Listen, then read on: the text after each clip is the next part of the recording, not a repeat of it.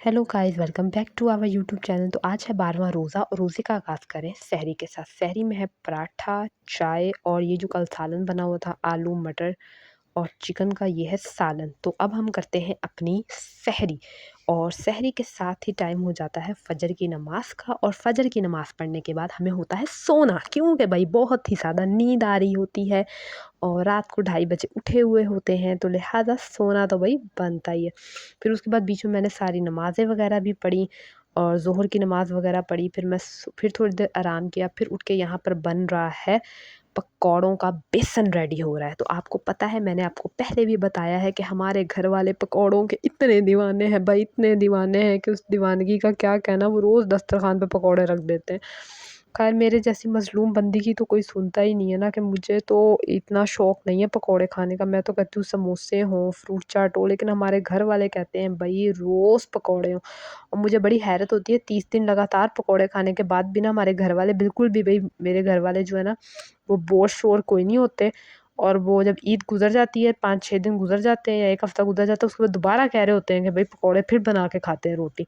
तो मैं उस वक़्त कहती हूँ कि बस भई 30 दिन खा लिए, अब मेरे सामने पकौड़ों का कोई ज़िक्र ना करो। लेकिन हमारे घर वाले, ख़ैर, घर वालों की भई सुननी पड़ती है, क्या करे इंसान, अपने घर वालों से कोई लड़ना झगड़ना तो नहीं ना होता।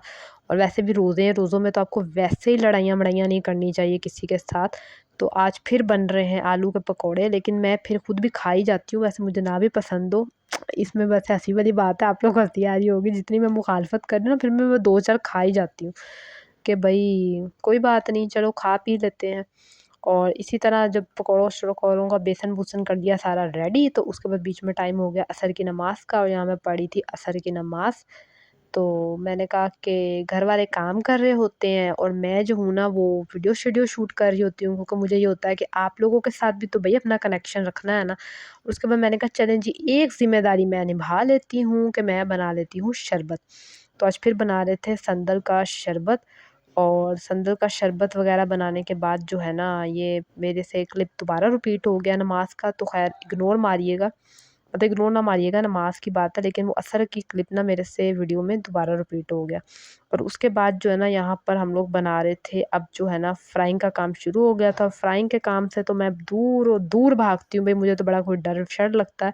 कभी मेरी बहन फ्राइंग-श्राइंग करती है, कभी मेरी अम्मी फ्राइंग-श्राइंग करती हैं, तो आज मेरी अम्मी कर रही थी फ्राइंग का काम और मैं अंदर जो है ना टेबल-वेबल सेट कर रही थी।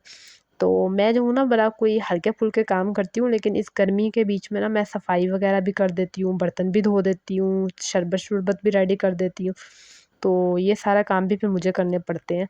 तो यहाँ पर अब इफ्तारी का टाइम हो गया था। इफ्तारी में आज ये बने हुए थे, चावल बने हुए थे फ्राइड राइस, साथ में वही चटनियाँ थी, साथ में पकौड़े थे और ये जो रोल हम लोगों ने फ्रीज़ करके रखे हुए थे, ये फ्रीज़, साथ रोल फ्रीज़ कर लिए। मैं कहा चलो भई मेरे लिए कोई रोल-शोल तो फ्रीज़ कर लो ना, बना तल लो, अगर मैं पकौड़े इतने शौक से नहीं खाती।